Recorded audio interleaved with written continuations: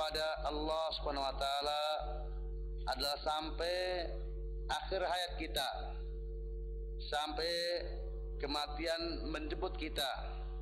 Wa'bud rabbaka hatta ya'tiyakal yaqin, dan sembahlah Tuhanmu sehingga keyakinan mendatangimu. Dan ulama tafsir sepakat bahwa yang dimaksud dengan al-yaqin dalam surat Al-Hijr ayat 99 adalah kematian. Kemudian di antara faedah berikutnya, penting untuk kita ketahui bahwasanya ubudiyah makhluk kepada Allah SWT itu terbagi menjadi dua. Bahwa ubudiyahnya makhluk kepada Allah SWT itu terbagi menjadi dua, yang dikenal dengan al-ubudiyah al-amah wal ubudiyah al-khasah. Ubudiyah peribadatan yang bersifat umum dan peribadatan yang bersifat khusus.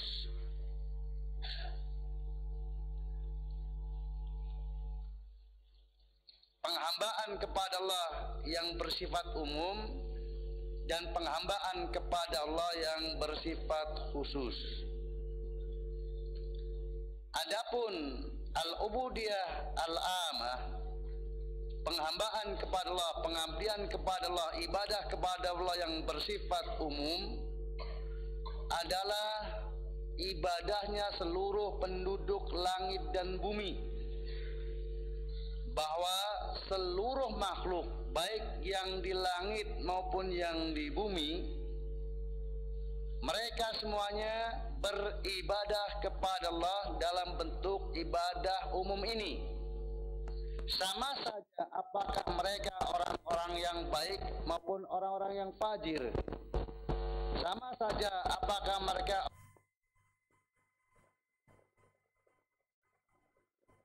makhluk ini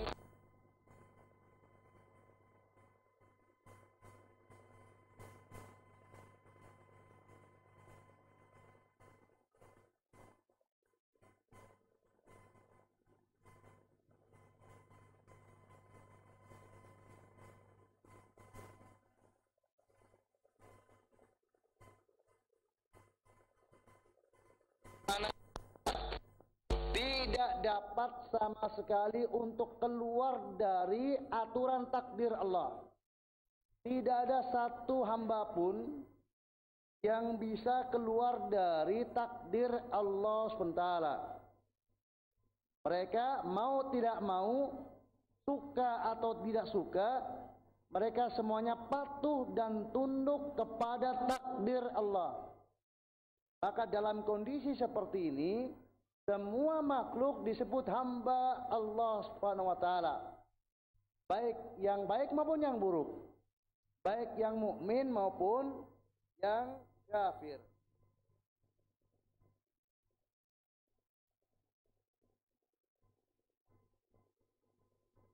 Di antara makna ubudiyah amah yang dimaksud dengan ubudiyah amah ini, hal yang tersebut dalam Allah dan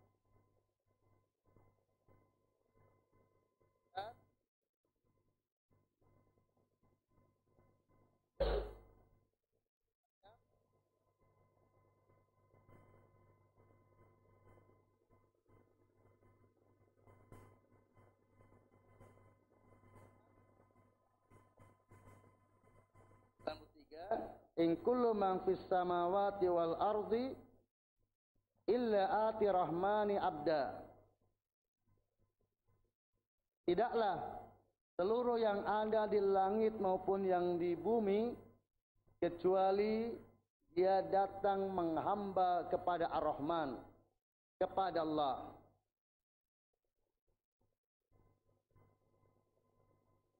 Bahwa seluruh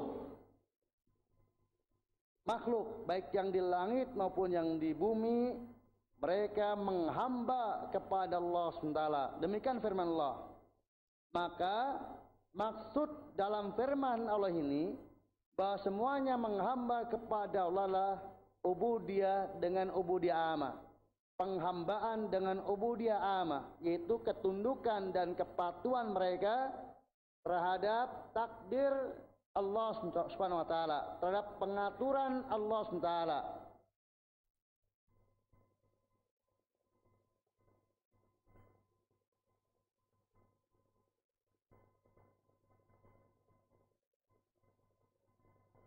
Sebagaimana juga dalam firman Allah Subhanahu wa taala surat Al-Furqan ayat 17.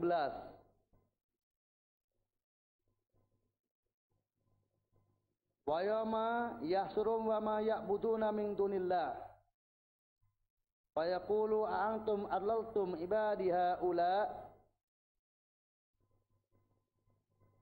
Allah berfirman, dan pada hari Allah mengumumkan mereka dan juga sesembahan mereka selain Allah.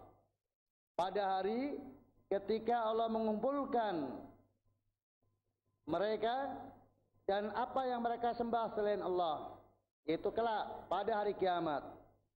Maka Allah berfirman, antum adlaltum ibadi haula. Allah berfirman kepada sesembahan mereka selain Allah, apakah kalian yang telah menyesatkan para hambaku mereka itu? Di dalam ayat ini Allah Subhanahu wa taala menamakan orang-orang yang sesat dengan hamba-hambanya. Maka yang dimaksud di sinilah ubudiyah amah, penghambaan secara umum.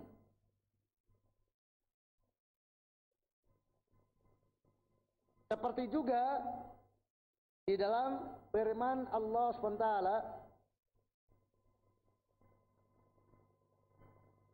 surat Az-Zumar ayat 46. Di dalam surat Az-Zumar ayat 46 Allah berfirman, Qulillahumma fatiras samawati wal ard alimal ghaibi was syahadah anta tahkum baina ibadika fima kanu fi yakhtalifun. Katakanlah, ya Allah,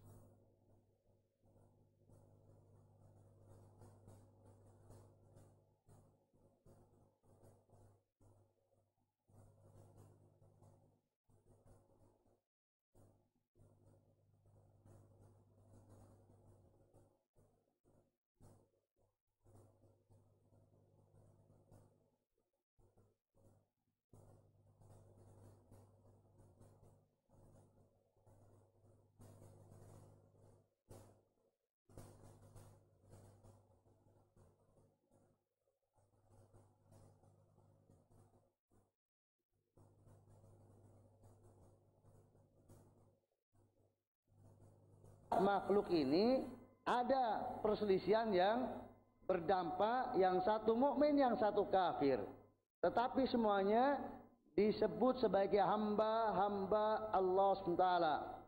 Maka yang dimaksud dengan hamba di sini adalah ubudiyah yang amah, karena mereka menghamba kepada Allah dengan ubudiyah yang amah.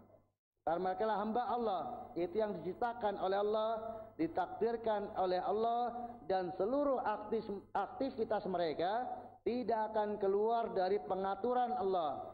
Seluruh kebutuhan mereka dicukupi oleh Allah SWT. Mereka tidak bisa berbuat apa-apa kecuali dengan izin kauniyahnya Allah SWT, kecuali dengan kehendak dan takdir Allah SWT. Maka mereka pun disebut sebagai hamba Allah, tetapi penghambaan secara umum.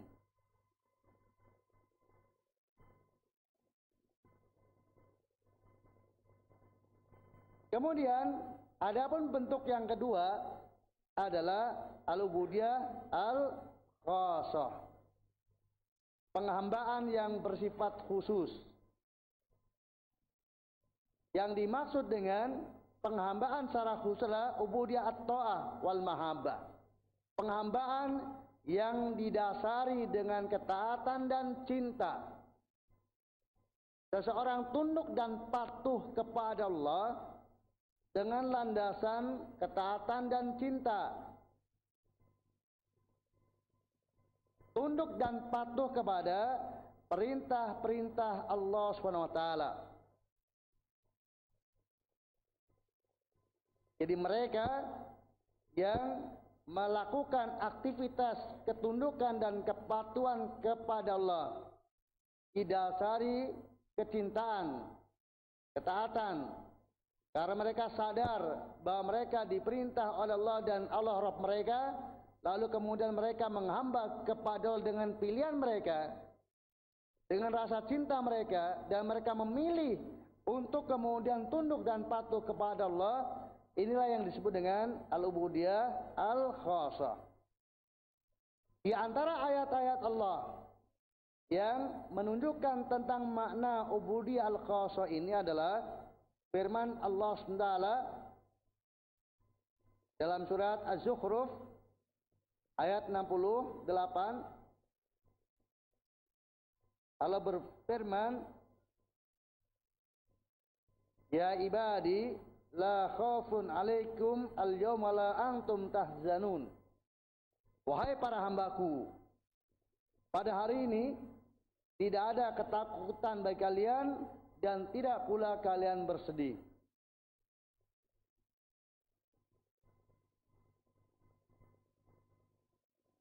Maka firman Allah ya ibadi, wahai para hambaku di sini, yang dipanggil adalah mereka hamba-hamba Allah yang mengabdi kepada Allah dengan kecintaan mereka kepada Allah, ketundukan dan kepatuhan mereka atas pilihan mereka. Demikian juga firman Allah SWT dalam surat Az-Zumar ayat 18. Allah berfirman dalam surat Az-Zumar ayat 18, Fabashir ibadiyalladzina yastami'una al-qawla fayattabi'una ahsana.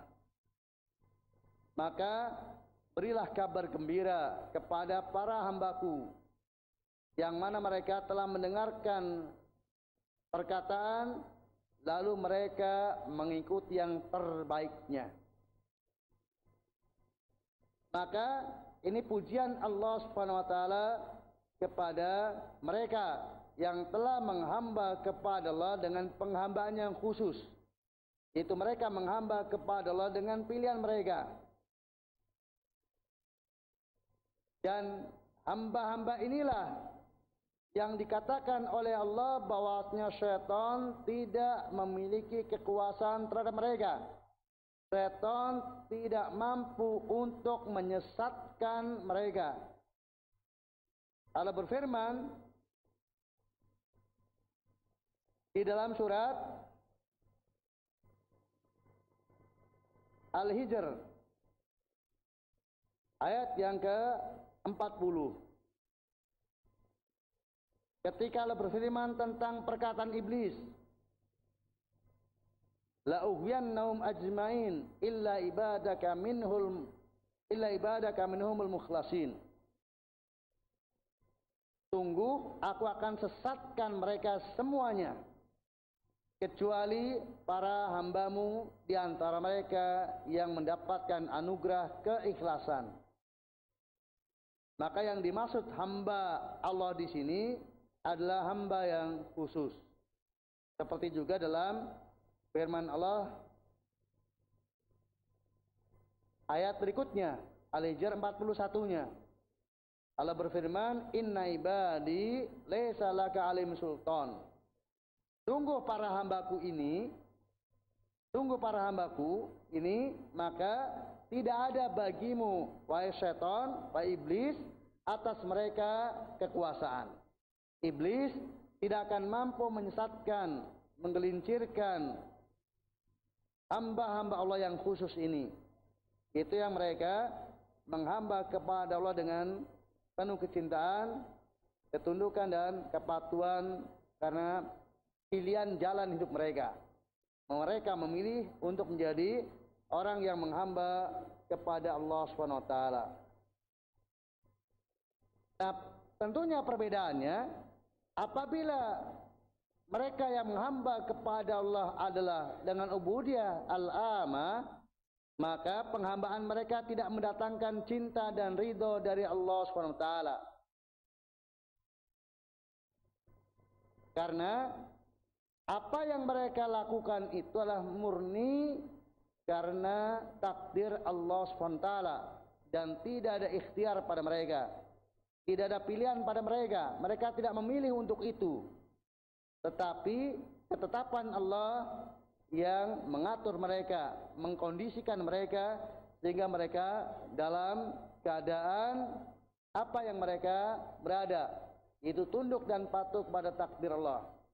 Maka hamba-hamba Allah yang bersifat amah ini, meskipun disebut hamba Allah bukan sebagai pujian bagi mereka, tetapi sebagai informasi bahwasannya mereka adalah makhluk-makhluk Allah SWT semuanya.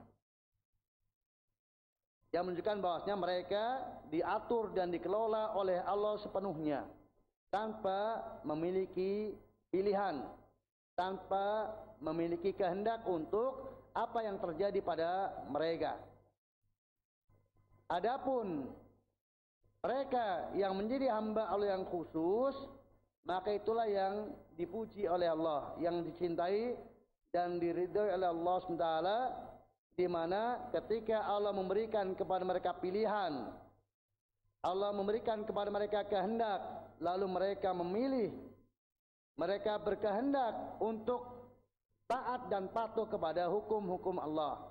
Mereka memilih, mereka berkehendak untuk menghamba kepada Allah SWT, untuk patuh terhadap perintahnya dan juga patuh terhadap larangannya. Patuh kepada perintahnya dengan melaksanakannya dan patuh terhadap larangannya dengan meninggalkannya.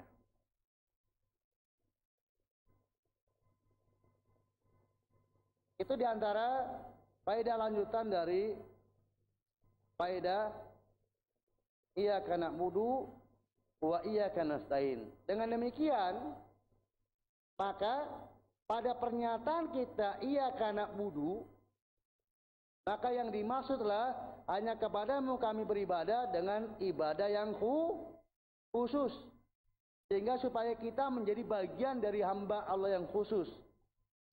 Kalau menjadi bagian dari hamba Allah yang umum semuanya, tanpa kita kehendaki pun, tanpa kita pilih pun, kita adalah bagian dari hamba Allah yang umum.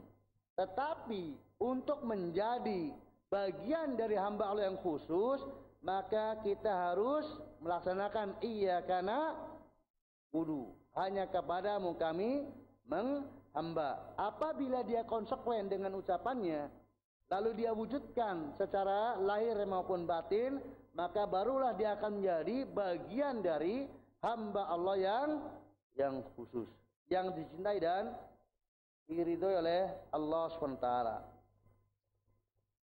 Kemudian para hadirin, hadirat, serta para pemirsa dan para pendengar, dimanapun Anda berada, rahimani wa rahmatullah. Di antara yang disampaikan oleh Imam Ibnul Qayyim rahimahullah terkait dengan pembahasan iyyaka na'budu adalah marotib iyyaka na'budu, tingkatan iyyaka na'budu ditinjau dari ilmu dan amal.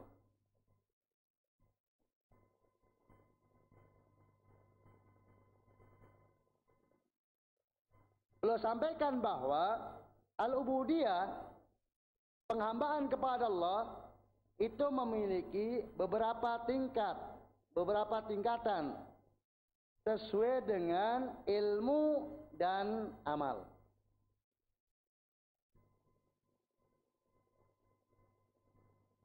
Lalu beliau jelaskan apa maksudnya dan bagaimana pembagiannya.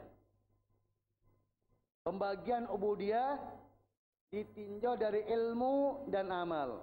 Tingkatan-tingkatan ubudiyah ditinjau dari ilmu dan amal. Beliau jelaskan bahwa ubudiyah amaliyah itu ada dua martabat. Ada dua tingkatan. Ubudiyah yang terkait dengan ilmiah, ubudiyah yang terkait dengan ilmiah itu ada dua tingkatan. Yang pertama adalah al-ilmu tentang Allah, dan yang kedua adalah al-ilmu tentang agama Allah.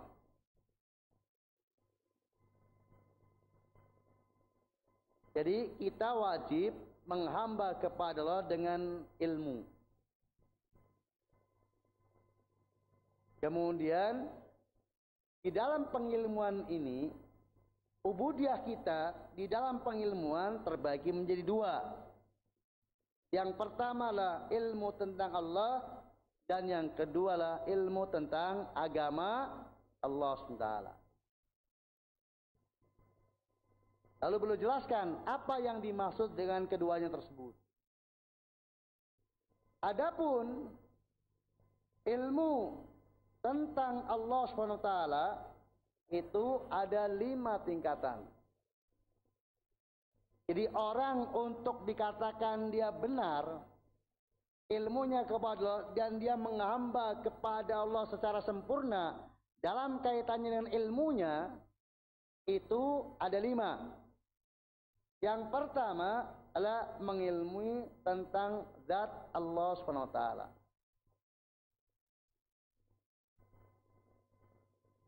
Bahwa Allah, misalnya bahwa Allah zatnya cuma satu, tidak berbilang.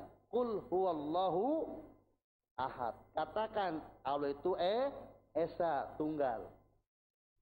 Dengan demikian maka orang-orang yang tidak mengetahui tentang keesaan zat Allah, berarti mereka salah ilmunya tentang Allah. Mereka belum menunaikan kewajiban tentang mengilmui Allah pada bagian yang pertama, yaitu mengilmui tentang zat Allah SWT. Dan betapa banyak manusia yang mereka salah ilmunya tentang Allah. Apalagi orang-orang ateis, orang-orang komunis yang tidak beriman tentang keberadaan Allah SWT. Maka amat sangat jauh dari mereka pengilmuan tentang Allah. Adapun orang-orang yang sudah beriman tentang adanya pencipta ini, maka banyak di antara mereka pun tidak mengenal tentang keesaan zat Allah SWT.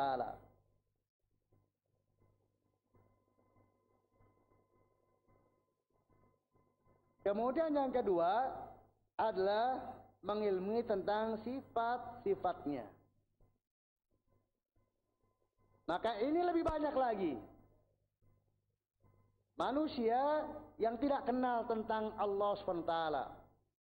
Martabat yang pertama tentang ilmu, yaitu ilmu tentang Allah, banyak sekali di antara manusia yang tidak mengenalnya.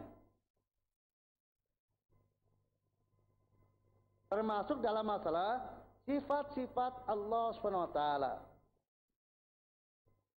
Sedikit sekali dari manusia yang mengenal sifat-sifat Allah SWT sebagaimana mestinya. Orang-orang kafir secara umum tidak mengenal sifat-sifat Allah dengan benar. Bahkan sebagian kaum muslimin atau banyak dari kaum muslimin pun mereka tidak menunaikan kewajiban untuk mengenal sifat-sifat Allah.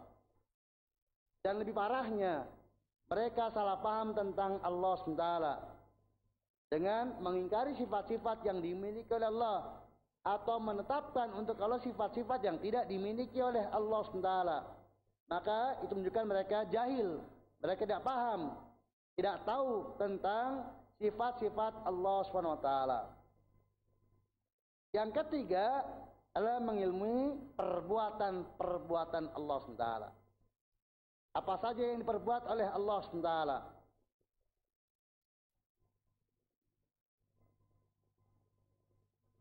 baik perbuatan yang bersifat lazim, yang tidak ada objek dari perbuatan tersebut,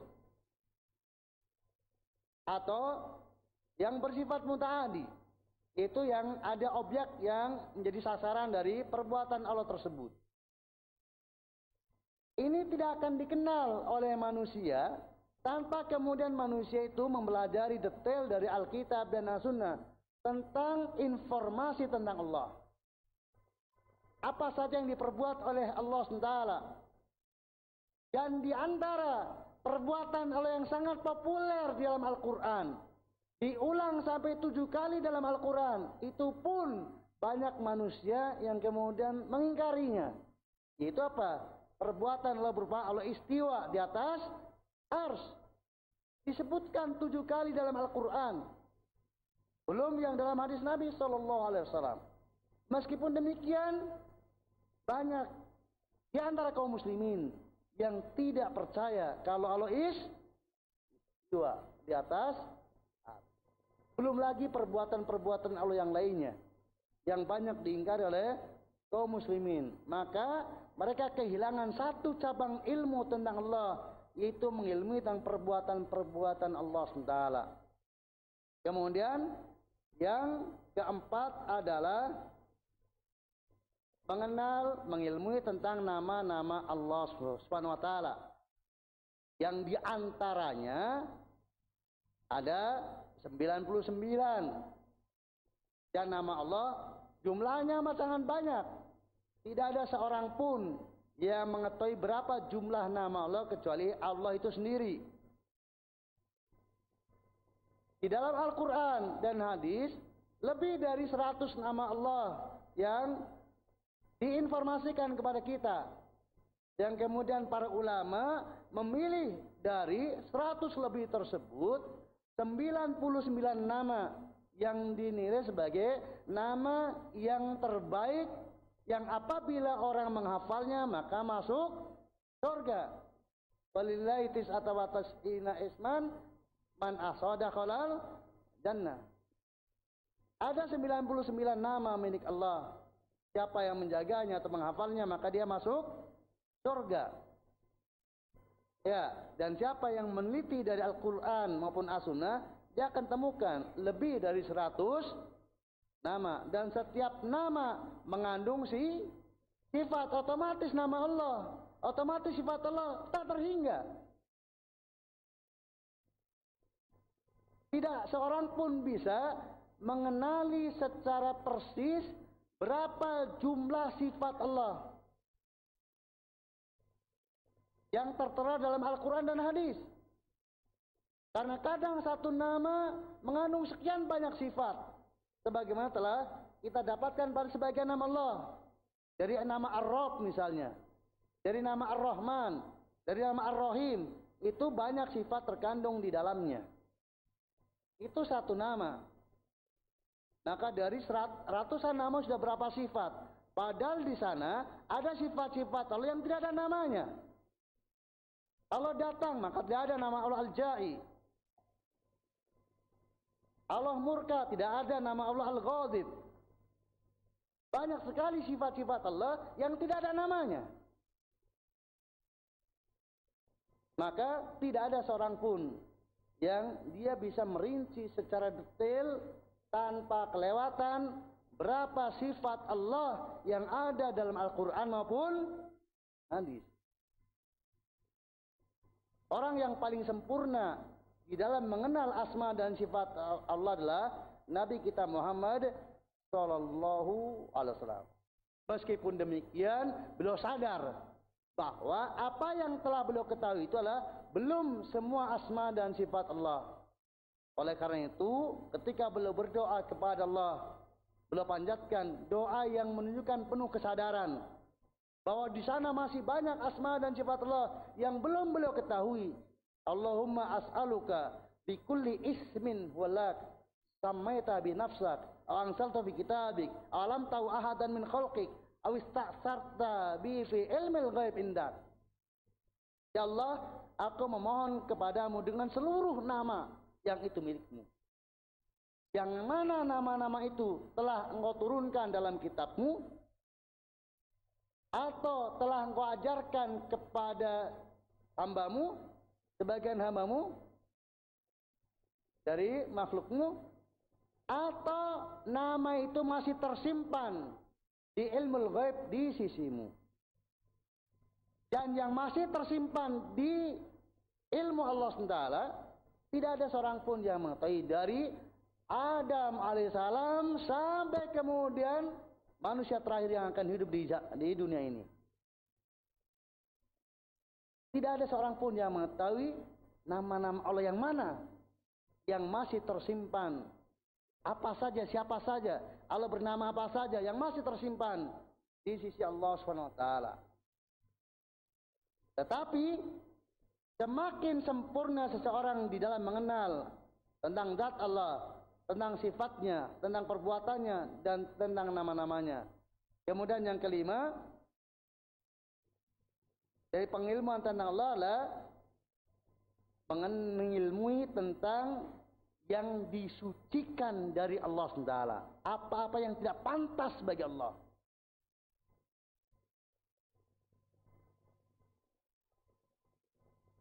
Di samping dia mengenal apa saja yang dimiliki oleh Allah, tentang zatnya, tentang sifatnya, tentang perbuatannya, dan tentang nama-namanya, dia juga mesti tahu tentang yang tidak boleh ada pada Allah, yang tidak mungkin ada pada Allah, yang Allah suci darinya, yang Allah bersih darinya.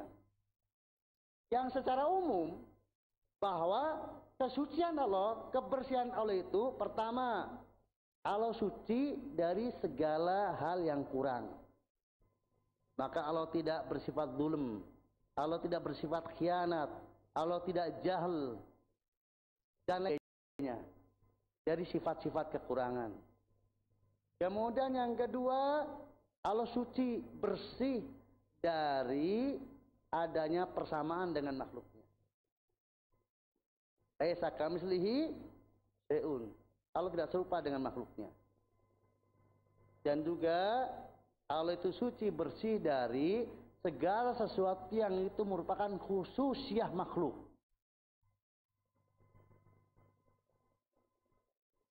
Jadi segala yang kurang, maka Allah tidak memilikinya. Kemudian segala yang dimiliki oleh Allah, maka pasti tidak sama dengan yang dimiliki oleh makhluknya. Karena Allah itu esa dalam segala sesuatunya. Maka tidak ada persamaan, tidak ada yang sama apa yang dimiliki oleh Allah dengan yang dimiliki oleh makhluknya. Kemudian sesuatu yang itu khusus milik Allah, milik makhluk, maka Allah pasti tidak memilikinya. Beranak misalnya, itu adalah khususnya makhluk. Maka lam yalid walam yulad.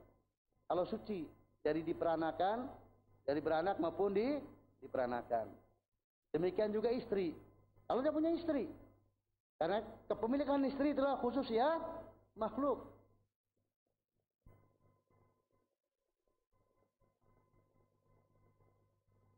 Termasuk yang suci dari Allah lah adanya sekutu bagi Allah. Itu yang membantu atau bekerja sama dengan Allah SWT untuk mengelola jagat raya ini, itu Allah tidak butuh sekutu. La syarika lah, tidak ada sekutu bagi Allah SWT.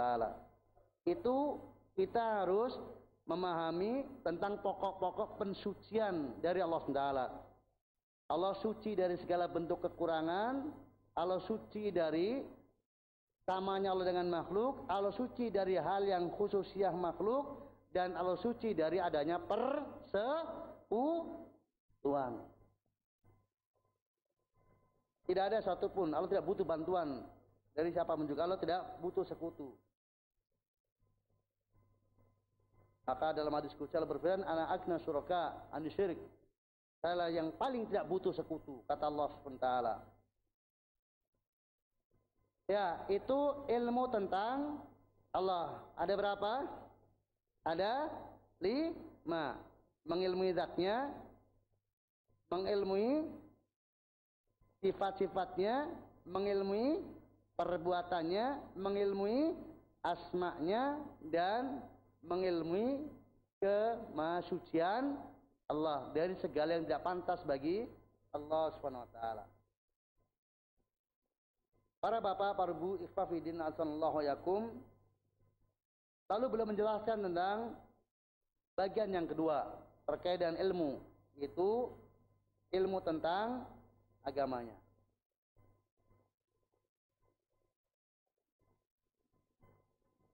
Nah, ilmu tentang agamanya beliau sebutkan ada dua bagian, ada dua martabat.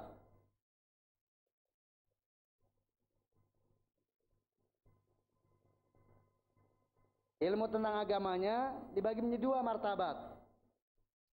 Yang pertama adalah ini al-amri asy-syar'i. Agamanya yang berupa perintah atau syariat. Agamanya yang berupa syariat. Adanya perintah dan larangan. Dan itulah as-siratul mustaqim. Jalan yang lurus yang akan menyampaikan kita kepada Allah.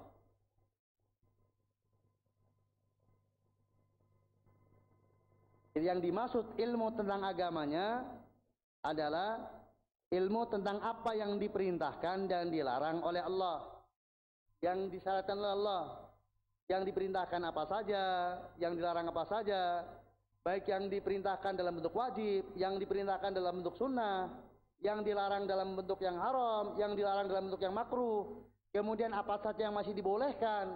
Nah, pengilmuan tentang itu disebut dengan apa? Pengilmuan tentang dinnya, syar'inya. Pada martabat pengilmuan yang pertama dari pengilmuan din, yaitu mengilmui syariatnya. Dan itulah as-siratul mustaqim. Jalan yang lurus, yang bahasannya tentang siratul mustaqim, insyaallah kita akan lanjutkan pada kesempatan berikutnya insyaallah. Tentang ayat ihdinas siratul mustaqim secara khusus. Kemudian martabat yang kedua, bagian yang kedua dari pengilmuan tentang agama Allah adalah ilmu tentang dini al-jazai. Maksudnya lah tentang balasan dari Allah SWT. Itu mengilmi tentang ganjaran apa yang dijanjikan oleh Allah dan hukuman apa yang diancamkan oleh Allah. Ini bagian dari mengenal agama Allah. Jadi mengenal syar'inya, perintah dan larangannya, lalu mengenal jazaknya, balasannya. Baik itu adalah balasan di dunia maupun balasan di akhirat. Baik balasan itu berupa balasan baik, beragam kenikmatan yang akan diperoleh oleh hamba yang mengenal Allah lalu kemudian melaksanakan syariat Allah dengan benar, maka beragam kenikmatan baik yang akan diberikan oleh Allah di dunia maupun diberikan oleh Allah di akhirat. Kemudian bagi mereka yang tidak mengenal Allah, tidak mengenal syariat Allah, tidak tunduk dan patuh kepada Allah, dampak dari tidak mengenalnya kepada Allah, dampak tidak mengenalnya syariat Allah, maka ada balasan bagi mereka berupa balasan keburukan, beragam siksa dan azab, baik yang mereka akan rasakan di dunia maupun yang akan mereka rasakan di akhirat. Itu semestinya seorang hamba itu mengenali hal tersebut. Dan informasi itu semuanya ada di mana? Ada di Al-Quran dan hadis tentang agama Allah SWT. Maka orang yang paling sempurna tentang mengenal agama Allah adalah yang paling sempurna mengakses informasi dari Al-Quran dan dari hadis Nabi SAW. Kemudian dia mendapatkan taufik dari Allah untuk bisa mengambil fawaidnya, mengambil faedah-faedah dari Al-Quran dan hadis tersebut.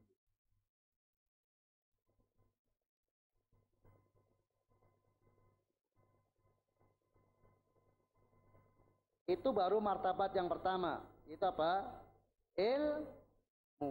Tadi ada dua martabat.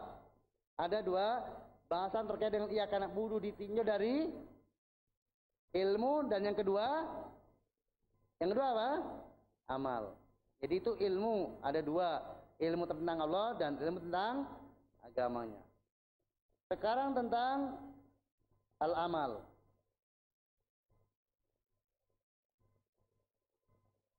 Ditinjau dari amalia, itu mempraktekan ilmu yang dimilikinya, ilmu tentang Allah maupun ilmu tentang agamanya. Maka ditinjau dari amaliyahnya, maka hamba Allah itu terbagi menjadi dua.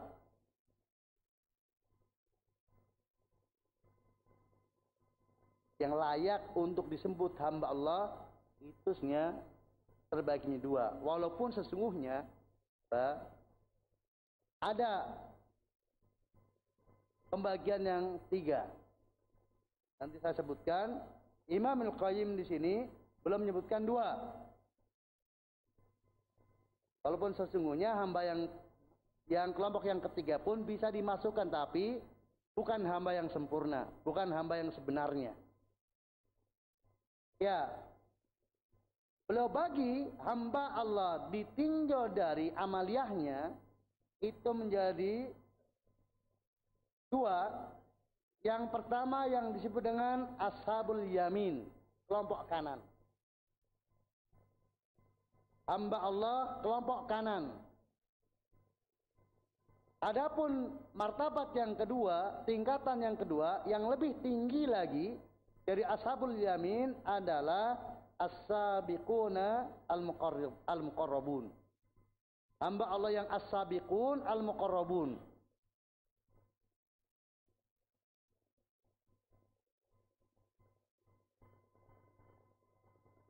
Lalu spesifikasinya gimana itu? Modelnya yang seperti apa? Yang disebut ashabul yamin dan yang disebut dengan as-sabiqun al-muqarrabun.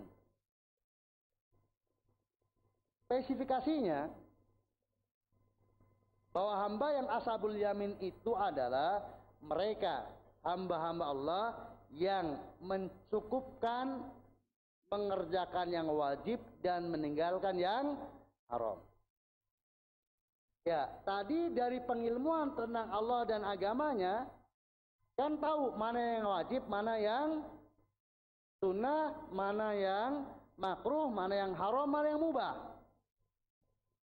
Nah, mereka yang setelah tahu tentang Allah dan tentang agamanya lalu mengamalkan hanya yang wajib-wajib saja dan hanya meninggalkan hanya yang haram-haram saja, maka mereka disebut ashabul yamin.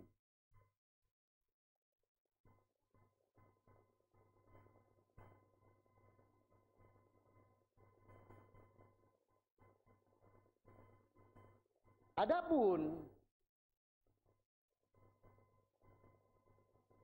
as-sabiqun al-muqarrabun, as-sabiqun al-muqarrabun, spesifikasinya itu bagi mereka tidak cukup kalau hanya mengerjakan yang wajib saja dan meninggalkan yang haram. Mereka itu di samping mengerjakan yang wajib juga mengerjakan yang sunnah. Di samping meninggalkan yang haram juga meninggalkan yang makruh. Dan bahkan meninggalkan sebagian yang mubah karena dikhawatirkan itu bisa kemudian menyeretnya ke dalam yang haram.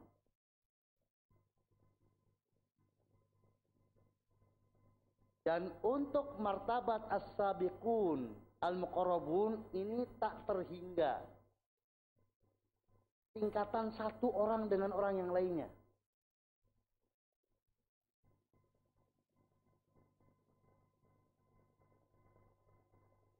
Maka keutamaan satu orang dengan orang yang lainnya, walaupun dia sama-sama al-muqarrabun, sama-sama as-sabiqun, itu apa? Perbedaannya bisa nggak tak terkira. Gitu. Contoh kasus misalnya, Abu Bakar As-Siddiq radhiyallahu anhu, jelas beliau masuk yang mana? Masuk ke dalam as-sabiqun al-muqarrabun. Demikian juga secara umum para sahabat Nabi SAW. Para sahabat Nabi SAW secara umum bahwa mereka lah masuk kategori as-sabiqun al-muqarrabun. Karena mereka orang yang sangat patuh kepada yang wajib dan sangat meninggalnya haram. Bahkan mereka rajin melaksanakan sunnah dan meninggalkan yang makruh. Yang mubah-mubah pun banyak mereka tinggalkan kalau sekiranya itu bisa menyeret kepada yang haram. Maka secara umum para sahabat Nabi Sallallahu Alaihi Wasallam adalah anggota apa? As-sabiqun. Namun demikian, perbedaan antara Abu Bakar dengan yang lainnya itu nggak bisa dibandingkan. Buktinya timbangan iman Abu Bakar radhiyallahu anhu apabila ditimbang dengan timbangan umat secara keseluruhan lebih berat timbangan siapa? Abu Bakar Siddiq radhiyallahu anhu. Jadi untuk tingkatan as-sabiqun al-muqarrabun ini adalah tingkatan yang memiliki perbedaan yang amat sangat jauh antara satu dan yang lainnya walaupun sama-sama as-sabiqun Ya, Allah berfirman dalam surat Fatir ya. Ayat 32, "Tsumma arsalnal kitabal ladzina astafaina min ibadina faminhum dzalimun li nafsi wa minhum muqtasidun wa minhum sabiqun bil khairat biidznillah." Dzalika huwal fadlul azim. Jannatu yadkhulunaha yuhallawna fiha min asawir min dhahabi wa lu'lu'a wa libasum fiha harir. Ya, Allah berfirman dalam surat Fatir ayat 32-33. Ini yang ayat yang nampaknya menjadi dalil bagi Imam Ibnul Qayyim tentang masalah ini. Adanya pembagian tentang hamba Allah ditinjau dari amaliyahnya, praktek terhadap ilmunya. Allah berfirman, kemudian kami wariskan kitab itu atau kitab ini kepada hamba-hamba kami yang terpilih dari hamba-hamba kami. Maka di antara mereka ada yang zalimun nafsi. Ini yang tadi saya sampaikan bahwa sesungguhnya ada pembagian yang ketiga.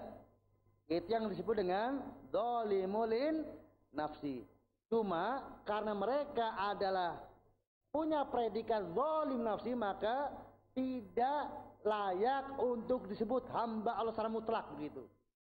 Karena ada unsur kezaliman pada dirinya. Walaupun secara umum mereka masih ke dalam hamba Allah yang syar'i. Karena mereka masih tunduk dan patuh kepada Allah secara syar'i walaupun tidak sempurna. Jadi ada tiga. Ya. Hamba Allah yang syar'i ditinjau dari amaliyahnya. Yang layak mendapatkan predikat dia hamba Allah. Yang khusus. Yaitu zalimun nafsi ini karena kezaliman yang dilakukannya menjadi tidak melekat padanya nama hamba Allah yang khusus. Walaupun dia bagian dari hamba Allah yang khusus, tapi yang tidak sempurna. Maka yang sempurna ada dua golongan tadi, yaitu tadi faminhum dzalimun nafsi. Di antara mereka ada yang zalim nafsi. Ini kelompok yang terjelek dari hamba Allah yang syar'i. Kemudian ini yang sudah sempurna, yaitu wa minhum muqtasidun. Dan mereka ada yang muqtasidun, pertengahan.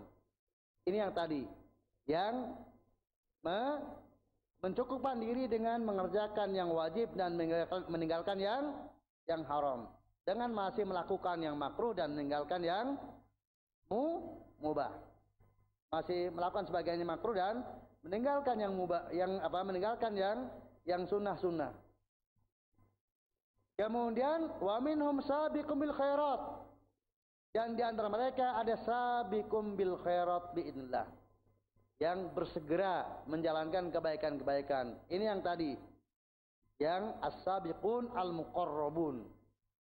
Tidak hanya mengerjakan yang wajib dan meninggalkan yang haram, tetapi juga melengkapinya dengan mengerjakan yang sunnah dan meninggalkan yang makruh, bahkan meninggalkan sebagian yang mubah karena dikhawatirkan bisa menyeret ke dalam yang haram.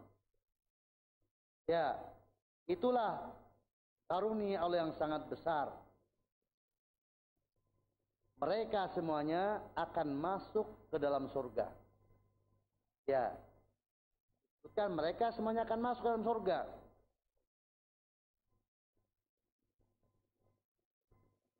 Termasuk yang dzalimu li nafsi.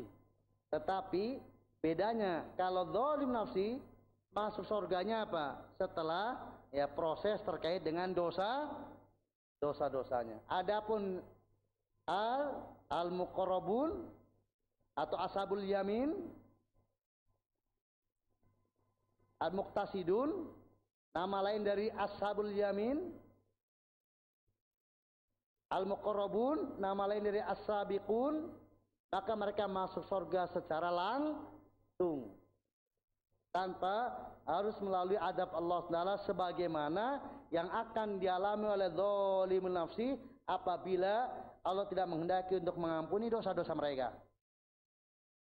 Ya, mereka akan mengenakan perhiasan, gelang-gelang yang terbuat dari emas dan juga mutiara. Sementara pakaian mereka adalah dari sutra. Itulah yang dijanjikan oleh Allah SWT pada mereka, hamba-hambanya. Secara khusus pada ashabul yamin dan al-muqarrabun.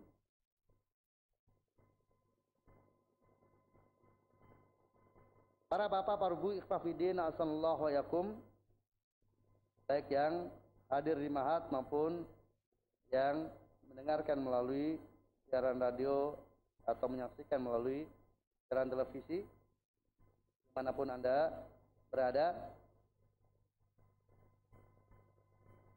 Itu tadi terkait dengan tingkatan hamba secara umum dalam kaitannya dengan ilmu dan amal. Kemudian Imam Ibnu Qayyim rahimahullah melanjutkan tentang poros ubudiyah, ruh ubudiyah.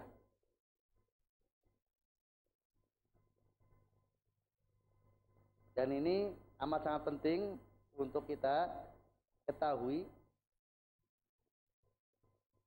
karena kesempurnaan seorang itu adalah bagaimana dia menyempurnakan ruh ubudiyah ini, yang merupakan poros dari ubudiyah. Bahwa poros dari ubudiyah itu terbagi menjadi 15 kaidah. Yang barang siapa menyempurnakannya maka sempurnalah ubudiyahnya. Kita sampaikan waruhul ubudiyah tadur ala khamsi asrati qaidah. Man kammalaha kamula maratib al-ubudiyah.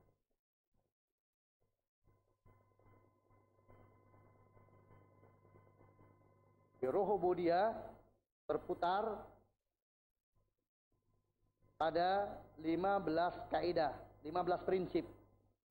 Barang siapa menyempurnakan ke-15-nya, maka sempurnalah ubudiyahnya. Lalu beliau jelaskan dari mana angka 15 tersebut. Didapatkan dari mana angka 15 itu? Maka boleh jelaskan. Ubudiyah terbagi menjadi 3 pertama kali. Itu hati, kemudian lisan, kemudian anggota badan. Berapa?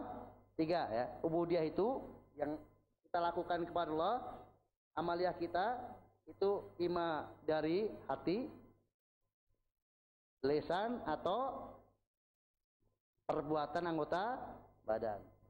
Kemudian masing-masing dari hati, lisan dan perbuatan anggota badan kena hukum yang 5, yaitu wajib, kemudian sunnah, kemudian mubah, haram dan makruh. Artinya, kalau seseorang memperhatikan lisannya, maka kalau dia kepengin menjadi minimal ashabul yamin. Ashabul yamin berarti semua yang wajib diucapkan oleh lisannya dia ucapkan. Semua yang diharamkan oleh lisannya dia tinggalkan.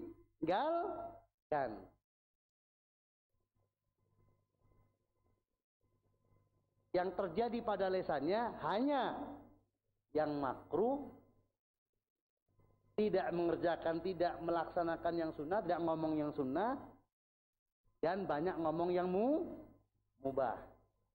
Ya. Tapi tidak ada yang haram yang dilakukan oleh lisannya, yang diomongkan oleh lisannya. Jadi dia memperhatikan 5 hukum ini pada lisannya.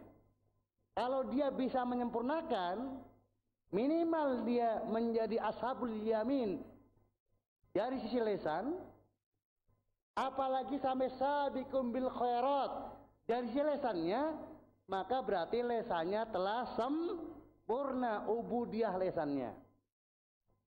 Kemudian ubudiyah apa? Ubudiyah perbuatan anggota badan. Ini juga kena 5. Wajib,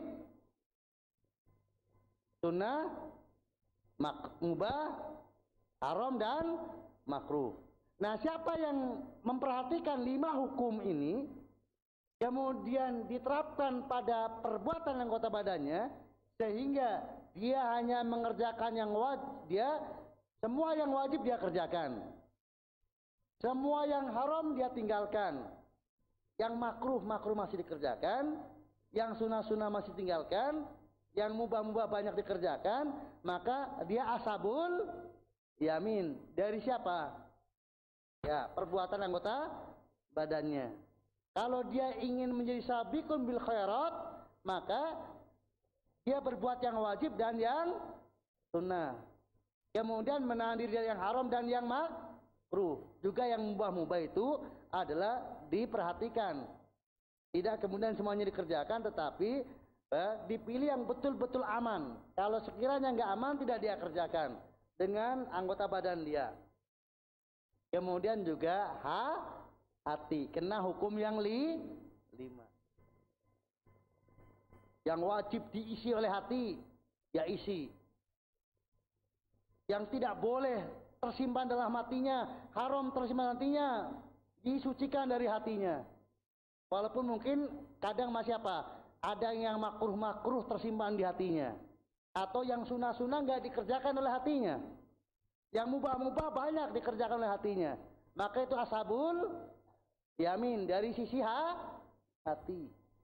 Kalau kemudian yang wajib diisikan semuanya dalam hati, yang sunnah diisikan dalam hati, kemudian yang makruh dibuang dalam hati, apalagi yang haram, dan yang mubah hanya seperlunya, maka itu bikun al-muqarrabun dalam hati. Nah, kalau lesannya, kemudian perbuatan anggota badannya, kemudian hatinya, dia masuk kategori muqtasidun atau ashabul yamin, apalagi sampai as-sabiqul bil khairat, maka itulah yang sempurna ubudiyahnya. Adapun kalau masih menyimpan haram di lisannya, atau menyimpan haram di perbuatan anggota badannya, atau menyimpan haram di hatinya, maka itu masih dzalimun nafsi.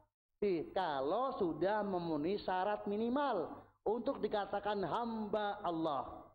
yaitu yang tunduk kepada Allah, mentauhidkan Allah Subhanahu wa taala, lalu kemudian ada ketaatan kepada Allah tetapi tidak sempurna, itu zalimul li nafsi.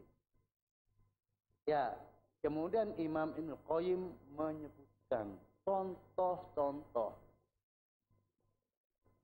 dari hati, dari yang wajib disebutkan apa saja, yang sunnah apa saja, yang makruh apa saja, yang mubah, kemudian yang haram, yang lesan. Pokoknya disebutkan contoh-contohnya dari masing-masing ubudiyah tersebut, dengan harapan supaya kita bisa menyempurnakan ubudiyah, termasuk dalam perbuatan anggota badan. Jadi kalau hati tadi dibagi masing-masing menjadi ada yang wajib, sunnah dan seterusnya.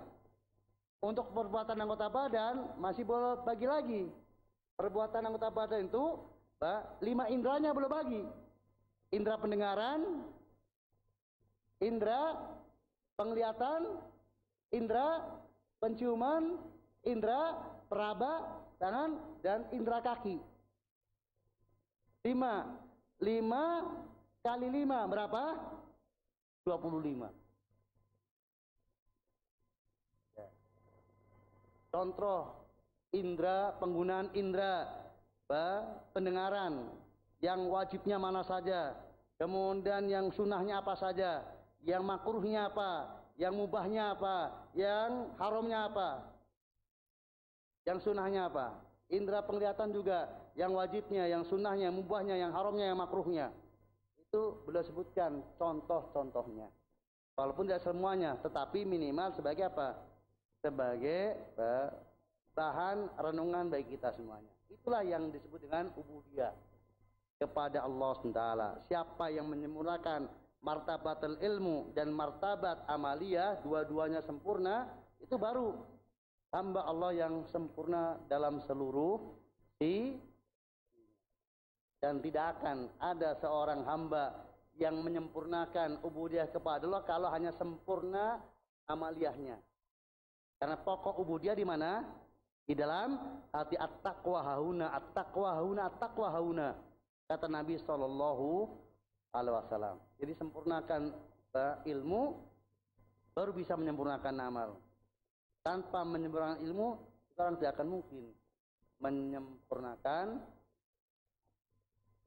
Karena dia nggak akan tahu mana yang wajib, mana yang sunnah, mana yang makruh, mana yang mubah. Bagaimana dia akan bisa merealisasikan secara dohir dari amaliyah dia. Nah, demikianlah para hadirin, para bapak, para ibu, para santri, dan santriwati, dan juga para pemirsa maupun para pendengar, rahimani warahmatullah. Saya cukupkan kajian kita pada sore hari ini. Dan saya anggap penjelasan yang terkait dengan iyyaka na'budu wa iyyaka nasta'in selesai, dan insyaallah akan kita lanjutkan dengan penjelasan ihdinas siratal mustaqim pada kesempatan yang berikutnya. Semoga Allah SWT senantiasa menganugerahkan kepada kita ilmu yang bermanfaat dan amal yang soleh, sehingga kita bisa menyempurnakan ubudiyah kepada Allah baik dari sisi martabat ilmu maupun sisi martabat amaliyah. Syukur kita menjadi ashabul yamin, apalagi bisa menjadi al-muqarrabun. Akhir da'wana wa sallallahu ala nabiyina wa ala alihi washabihi wasallam walhamdulillahirabbil alamin. Assalamualaikum warahmatullahi wabarakatuh.